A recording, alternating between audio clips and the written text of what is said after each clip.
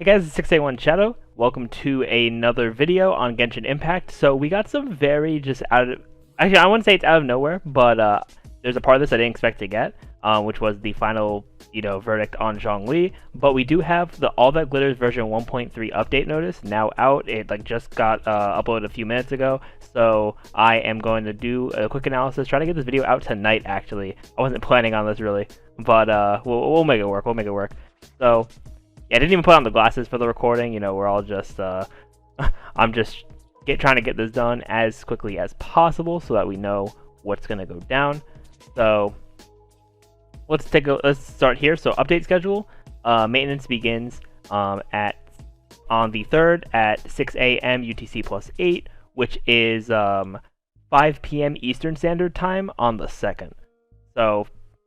And it should take about 5 hours, so from 5 p.m. EST to 10 p.m. EST on the 2nd is going to be the update maintenance, and I will be streaming the my first time playing 1.3 on twitch.tv/681shadow on the 3rd in EST. So be sure to go follow me there. So that's just how to update and whatnot. Maintenance compensation is 60 primos per hour, with an end minimum threshold being 300, which is nice. So we're going to get some extra prima gems. Eligibilities, whatever. Okay, but now we have update details. And so first off, they talk about the character banners.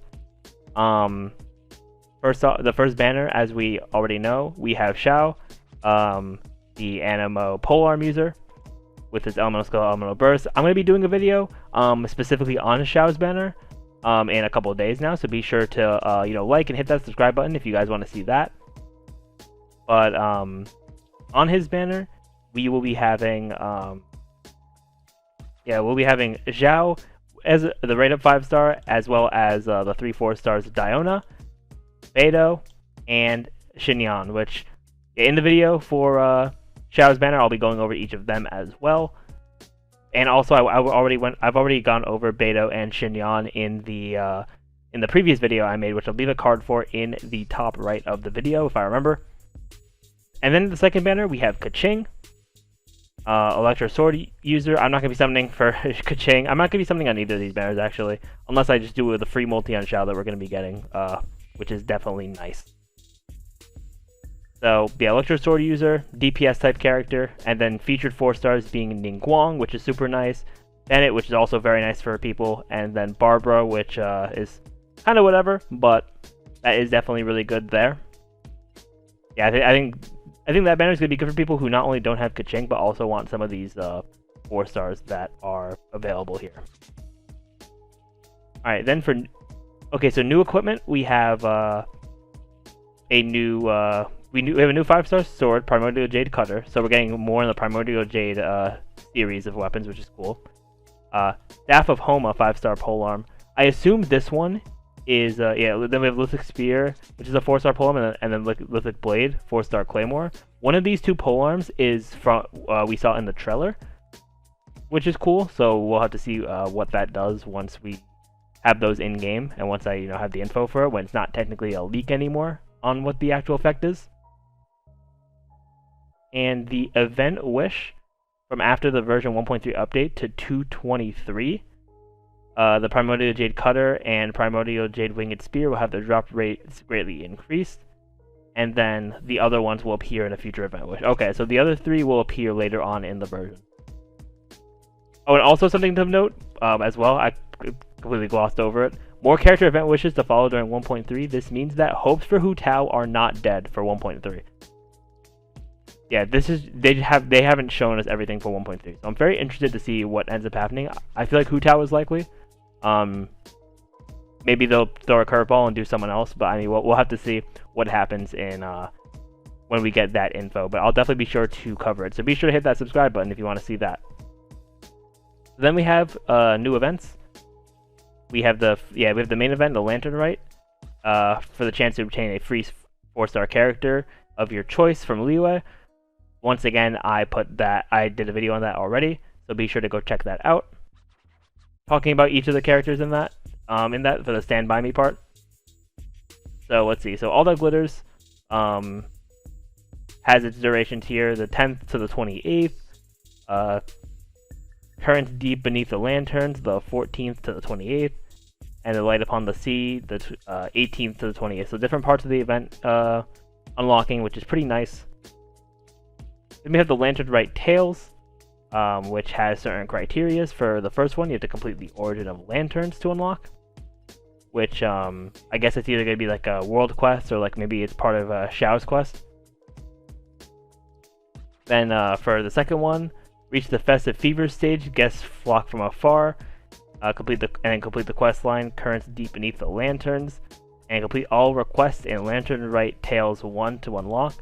So so to get Tales 2, you have to complete everything in Tales 1, and then for Part 3, reach the Festive Fever stage, Glow of 1,000 Lanterns, complete the quest line, Light Upon the Sea, and complete all the requests in Part 2 to unlock Part 3. All right, and then complete requests to win Primo Gems and increase Festive Fever.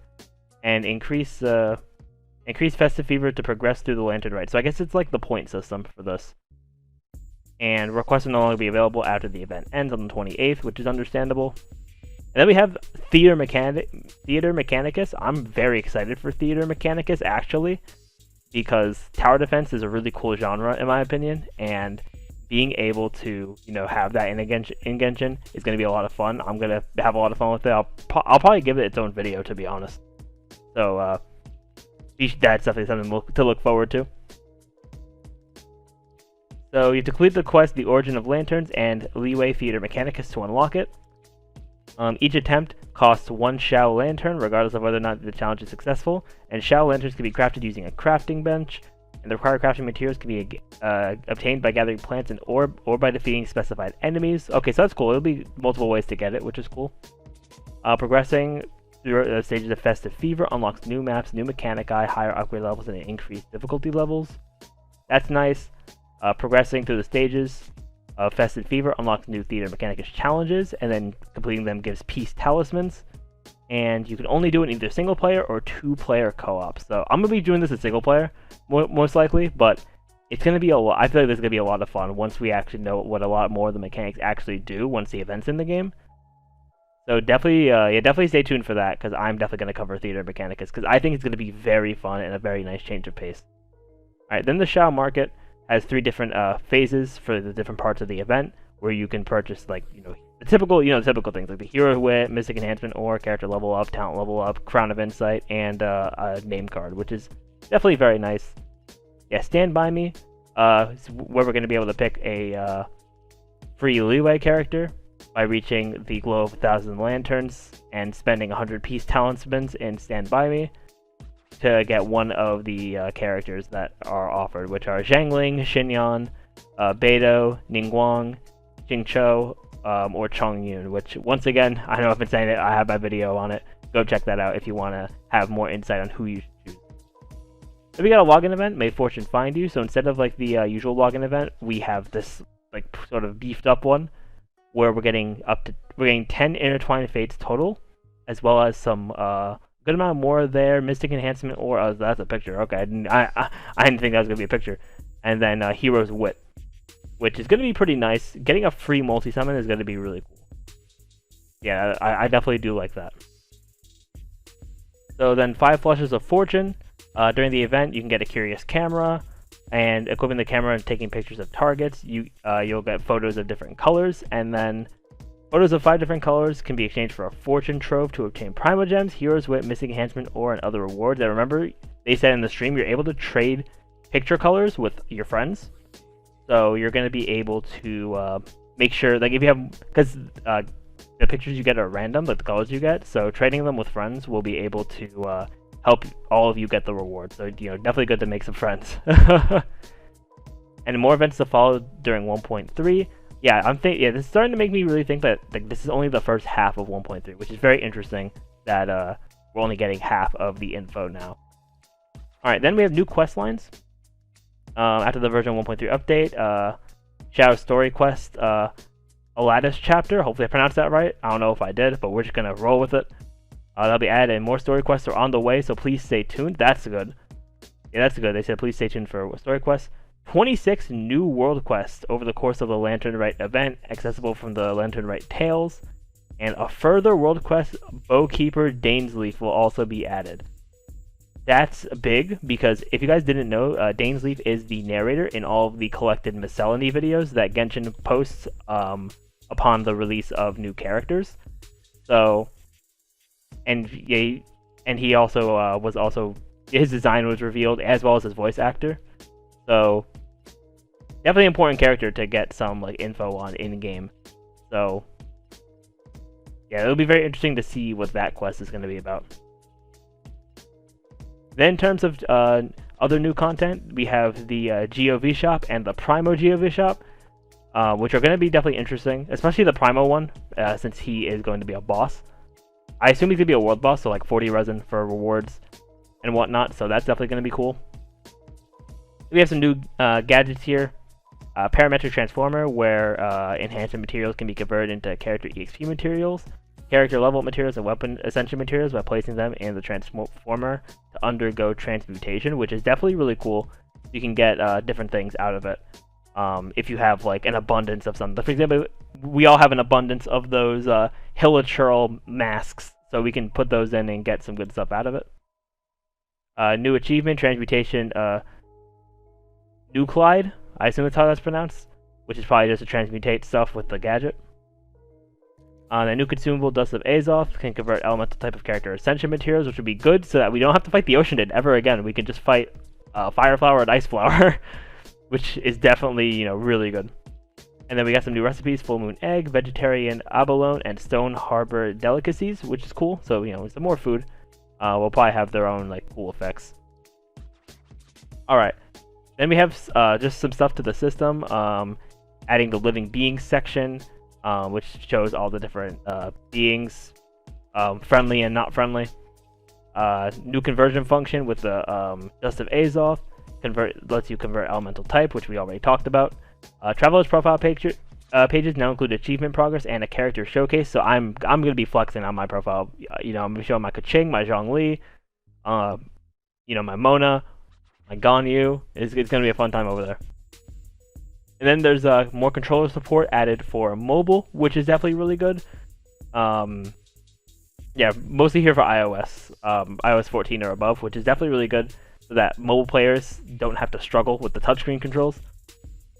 Alright, and then number 5, on the weapon enhancement screen, holding the selected material will add it rapidly. That's amazing, because that was so much, it's so much work. If you don't want to auto add, you want to add stuff like manually, having to click like each time was super painful. So that's definitely a good thing they're adding. A quick delete function being added to the mailbox does not delete unread mail or mail with unclaimed attachments. That's definitely good. For people who want to clear out the mailbox. I personally just leave the mail in the mailbox because it's not bothering me to be there, and it all expires eventually anyway. So I'm not really too pressed on that. And then new photography method added for the PS4 version. Take a photo and save it to the PS4's local storage in one single action. Okay, now for the big one, and the reason why I want to rush to make this video. Adjustments and optimizations to Zhongli. We have the final Zhongli buffs. Well, let's see if there's anything different, anything I don't remember. So let's take a look here. We're gonna dive in deep into this. I haven't read this yet either. I just kind of went to record the video. So let's take a look, guys. So adjust the effect of holding Zhongli's elemental skill, Dominus Lapidus. So originally, it creates a Shield of Jade with Geo Energy exploding. Damage absorption scales on HP and absorbs Geo damage 250% more effectively. Deals AoE Geo damage and drain a large amount of Geo element for maximum of 2 targets in the AoE. So, you know, it was pretty solid. You know, it worked. It wasn't like the best elemental skill ability ever, but it did what it had to do. But now with the adjustments, creates the following effects. So if the maximum number of steals hasn't been reached, you'll create a stone steel. So now there's no reason to not use his shield, which is, you know, amazing. And then his shield coming now, and then we sacrifice 100% of geo damage absorption to have 150% damage absorption against all elements and physical damage. So his shield will end up being a lot more powerful, which is definitely really good. But then not only that, but also characters protected by the Jade Shield will decrease the elemental and physical res of opponents in a small AoE by 20%. And it can't be stacked if you have multiple people around. So with this, yeah, this is going to be kind of crazy because you're going to be just doing more damage because these enemies are going to have less resistance.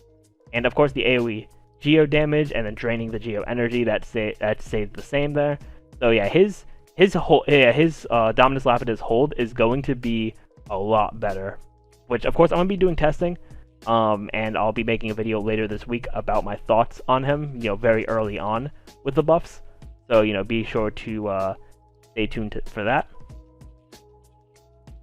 And then the other adjustments, adjust the effects of Zhongli'S second ascension talent, Dominance of Earth, which is was, in my opinion, a really good talent to begin with, because it gives you extra damage on his elemental burst, equal to 33% of his max HP.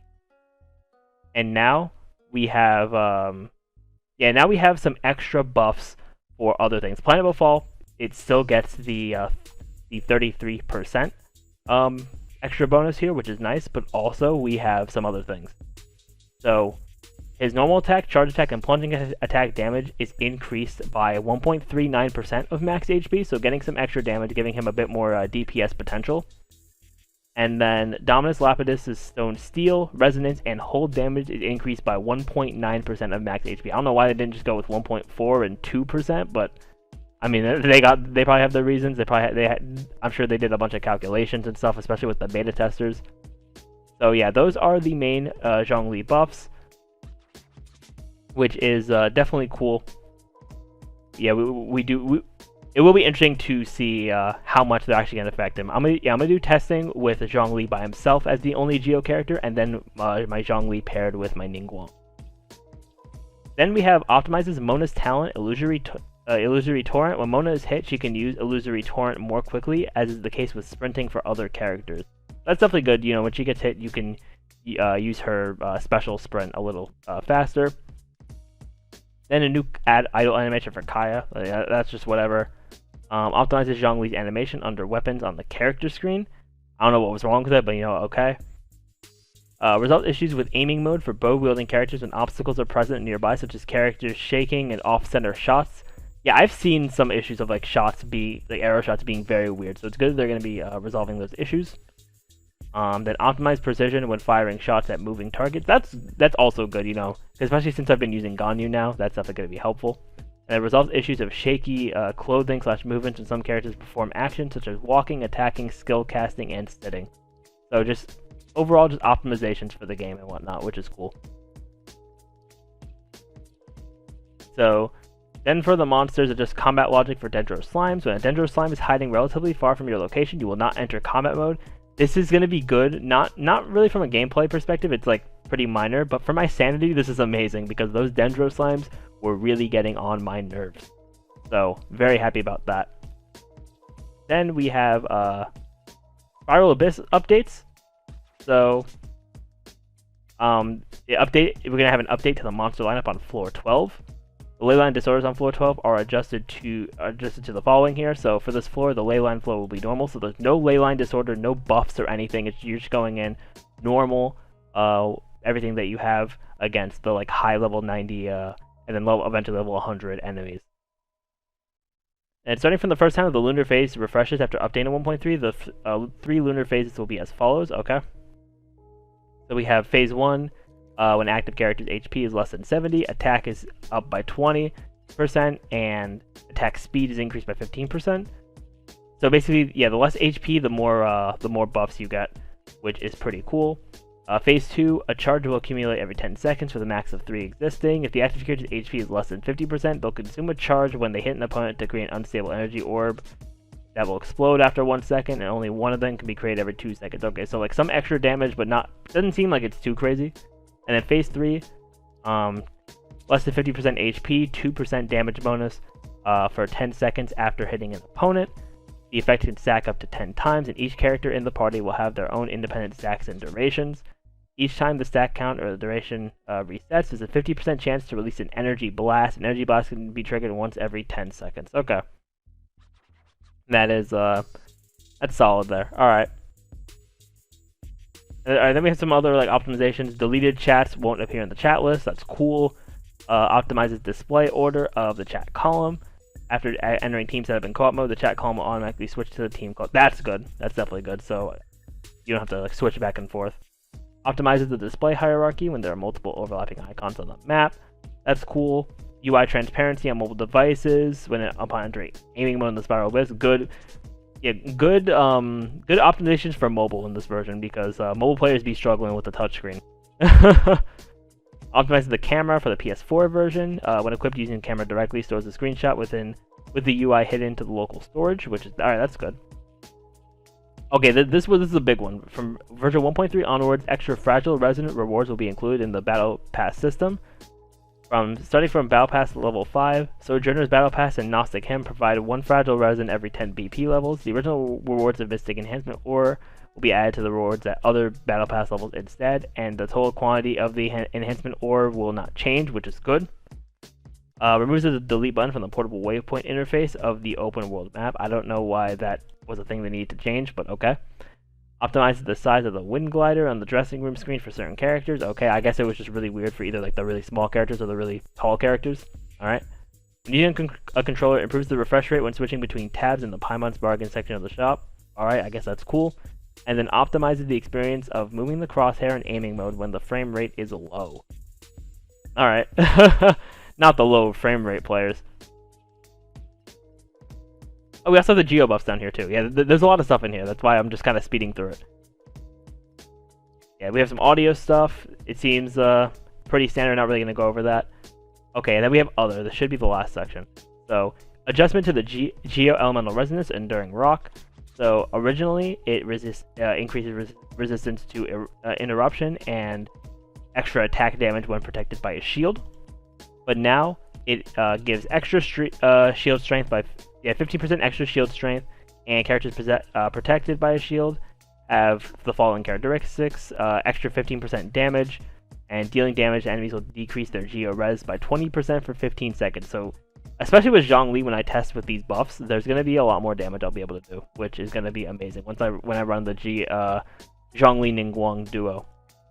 Alright, and then geo shield damage balance adjustments. So they are adjusted from, it's the same adjustment as Zhongli shield, from a 250% geo damage absorption to a 150% all around the board damage absorption, and it affects the shields produced by Zhongli's elemental skill, Noel's elemental skill, and by picking up a geo crystal dropped by a geo V-shop hatchling, which is cool.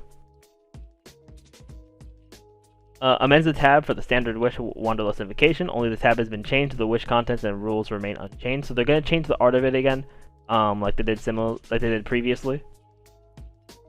Optimize item source descriptions for Mistgrass Pollen, Mistgrass, and Mistgrass Wick. Okay. Okay, so changing some descriptions, adding descriptions for elemental orb drops in the test run event, and yeah, alright, that's pretty much it. Alright. But they also have a note down here. In order to allow travelers for a quicker use of elemental bursts and more efficient testing experience, the opponents on trial stages drop additional elemental orbs. However, due to our negligence, the event was not individually listed in the event details, leading some travelers to misevaluate characters based on their trial stage performance. We sincerely apologize for any confusion this might have created. After this update, the event details will be supplemented with the relevant rules. We will continue to optimize the trial stage experience in the upcoming version. So yeah, that seems pretty cool, but that is the info here for 1.3. A lot of stuff to take in. Let me know what you all think in the comments down below. But I'm going to end off the video here. I want to get this up as soon as I can. Thank you all for watching. Remember to rate, comment, subscribe, and share. All that fun stuff. And I will see you all next time.